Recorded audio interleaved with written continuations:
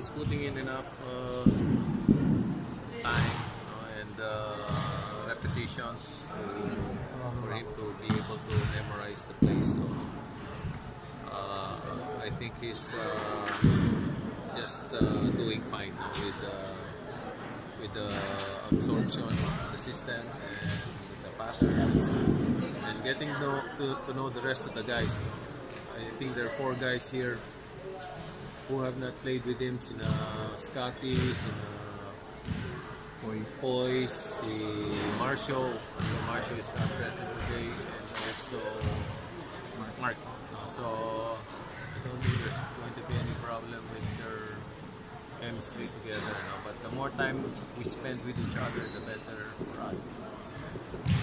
Tomorrow, Alab canceled. He would have wanted to scrimmage and do a tune-up game with them tomorrow, but they canceled, so we'll just do a regular practice at 6 o'clock tomorrow. On Wednesday, there's no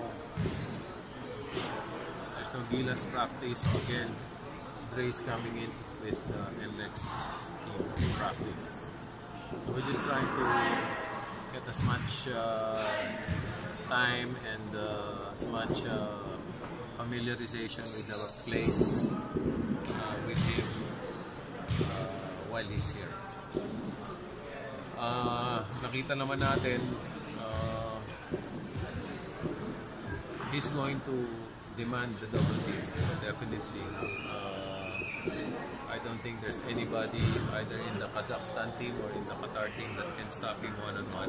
You know, we saw what his abilities are. He's an inside, outside guy. He's a very versatile player who can shoot and who can pass. So he's going to be the game changer. He's going to be the game changer. He's going to be able to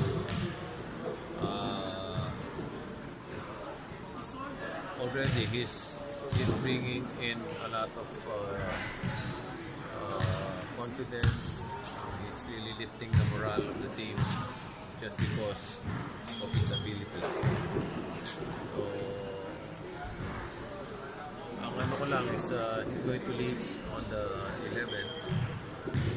So my only worry is we will not have the opportunity to practice against any team tune-up game before we play Qatar. That's a big worry for me because Alab canceled the practice game. Yun lang sana eh. I don't know if we can still do something about it, but we will try to do something to see if the SVP or the PBA can do something about it. Sana makapag-practice kami as a team against another team bago kami umalis. But right now, medyo lumabo nga with the cancellation of the tour.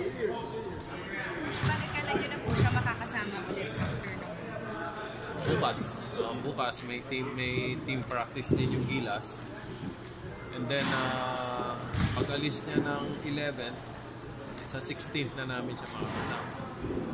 Although once we're in Qatar, we'll do twice a day practice.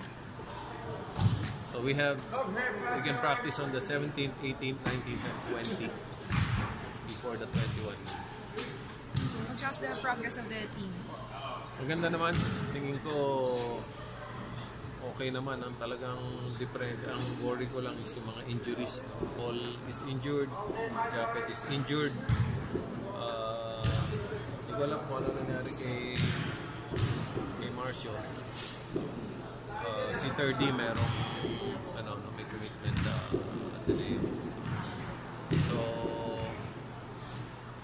as long as everybody's healthy and able to practice, maganda yung chances natin. Thank you.